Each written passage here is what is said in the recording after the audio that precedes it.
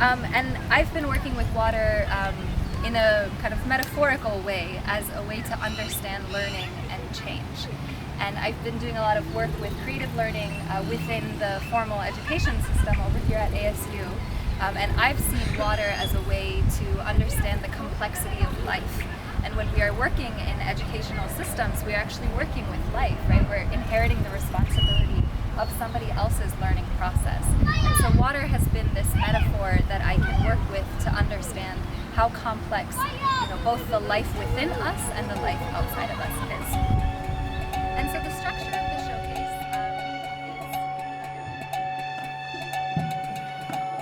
is this project. And one of the lessons that I've been learning from water is how to adapt and when to actually change my circumstances, like to smoothen out a rock, and when to be guided by the flow of the rock. And so the event that you are experiencing was originally designed to be in a black box room with, really high quality sound and really pristine kind of artificial lighting. But in a way, this has been a blessing in disguise to be able to be out in the elements and to be able to celebrate in a really playful way, right? Hearing the sounds around us and enjoying it. And this being said,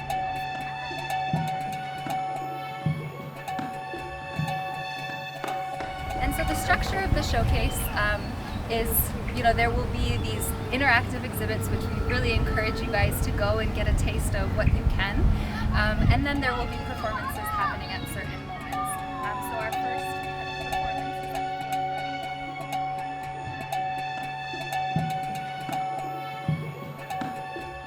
a bell. And that bell will be coming from Jess, who is our guardian of life, or known as her street name, Lifeguard. And she'll be the one that's actually helping us stay in flow, right? Because that's what life does. Life wants things to keep moving and things to keep changing. So when you hear Jess, she'll probably need to ring the bell a few times to kind of gather us all in. That will be the cue to gather and prepare for a performance. And next we have Andy, and I don't know if you've gotten to work with her yet today, but she is our water sommelier. She is our official taste tester to help us use our different senses to engage with this precious liquid that is necessary for life. And so definitely get a chance to stop by and work with her.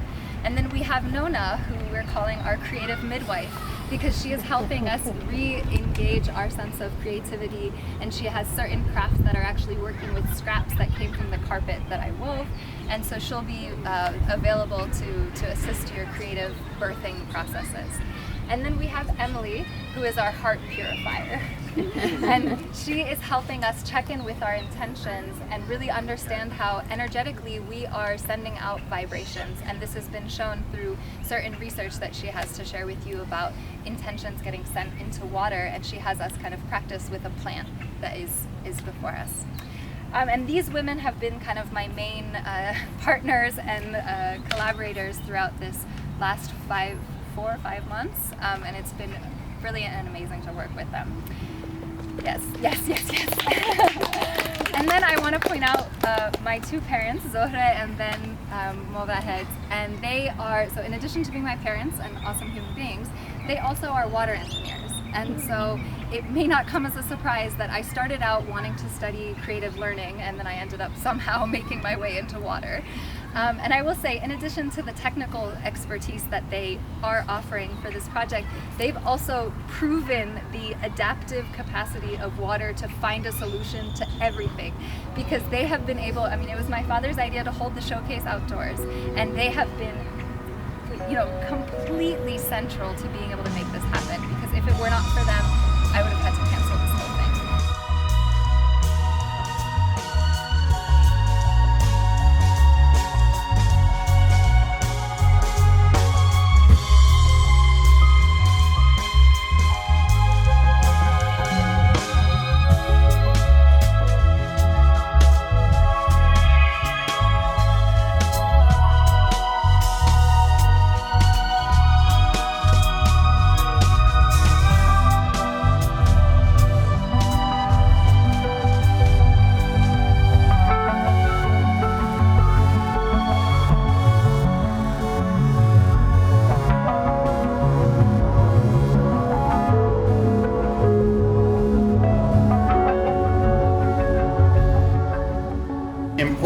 thing to remember. Many people don't know that the water that you're drinking, regardless of where you are, you could be in city of New York, trace of that water goes back to what dinosaurs drank.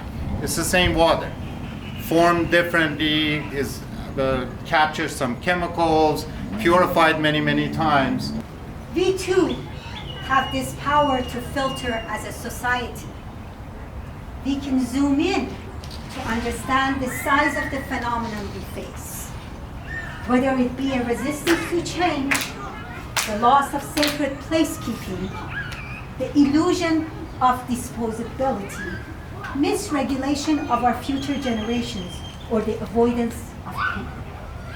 We need to discover the shapes of these phenomena. Only by examining them closely, we can filter them out.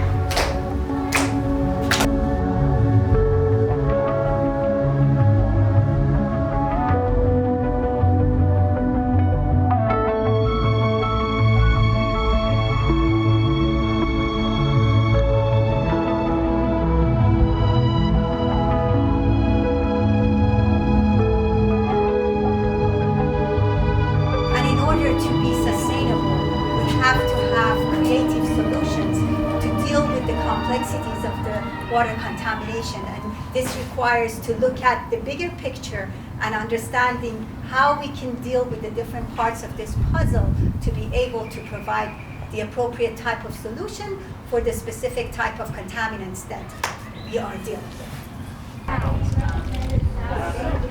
And if you want to take a sip, and you can smell it first before you take a drink, and then as you drink it, if there's any aromas that stick into your mouth, is there like a certain texture you get? And then once it's gone and you breathe in again, is there like a flavor that sticks out to you? The story behind it is that my grandmother... And if there isn't, that's okay. We'll see how they change as we go. Inspired by of notions of water. We are creating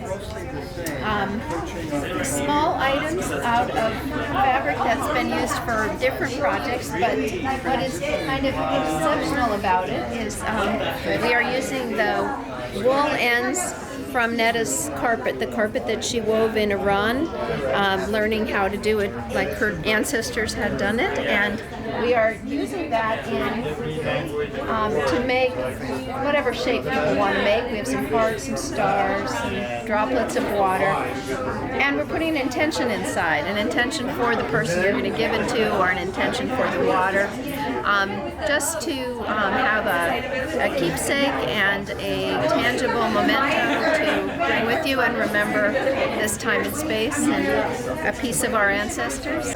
Russian newspaper, because those are the only ones that had like graphics. Yeah. The Persian news was all news boring, so this is Russian.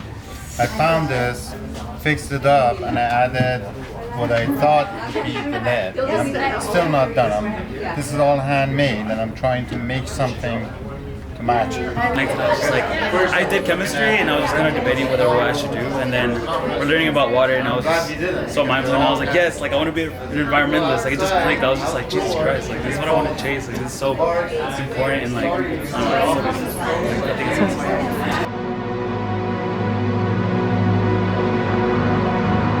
This is what it is, okay? I said, empty your mind.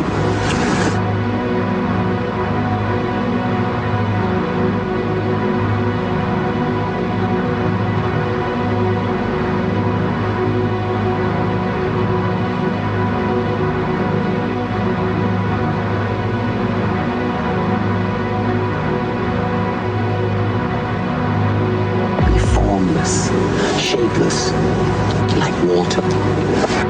Now you put water into a cup, it becomes the cup. You put water into a bottle, it becomes the bottle. You put it in a teapot, it becomes the teapot. Now water can flow, or it can crash. Be water, my friend. Be water, my friend.